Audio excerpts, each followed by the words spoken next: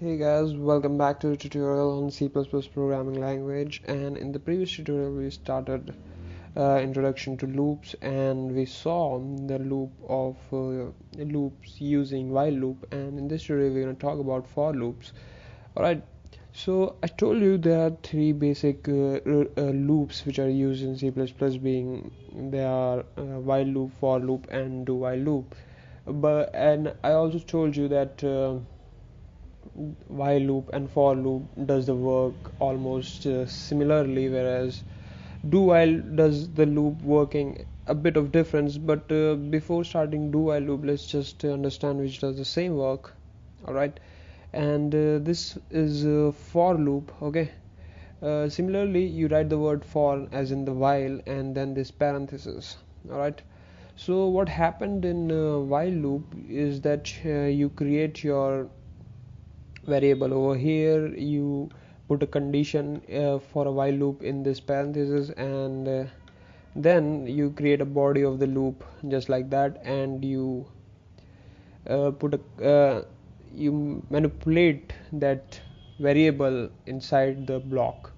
Alright, but for loop happens as you can initiate or declare a variable inside this parenthesis, and put a constraint on that variable inside this parenthesis, and you can manipulate that variable inside the parenthesis.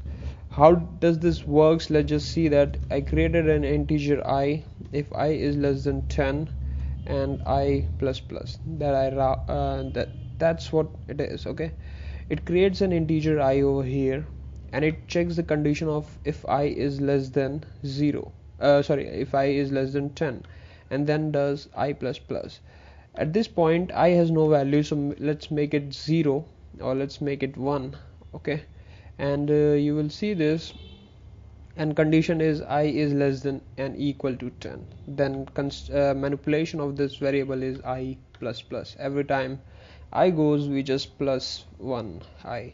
What I'm gonna do is I'm gonna just put I into this, and hello people, that's all I'm gonna print, and I'm gonna end the line.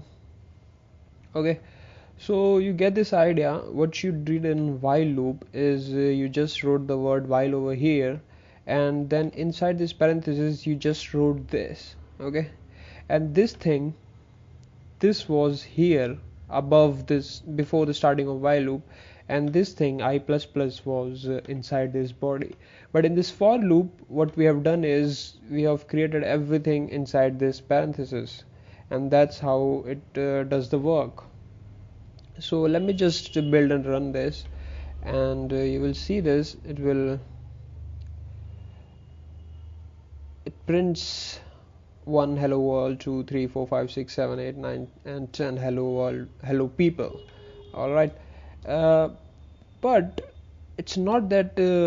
Now talking about the syntax, you write the word for, you start this parenthesis in which you are just creating a variable, putting a constraint, and manipulating that variable.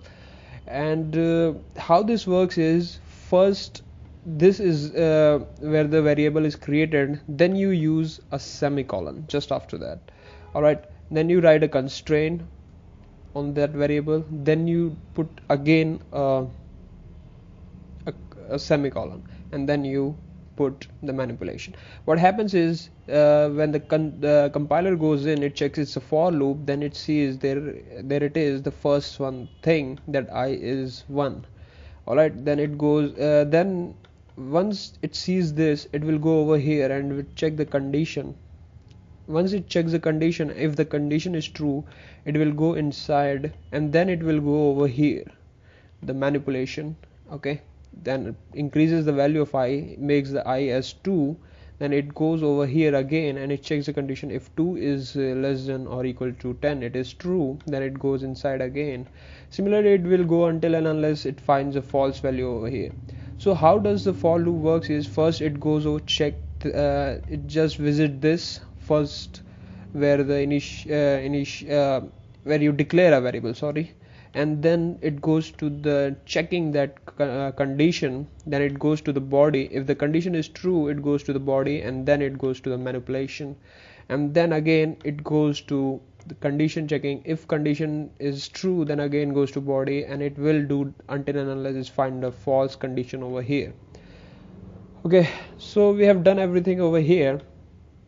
What can this also be done is, I can create just like a for loop. I is 1 over here, and this I plus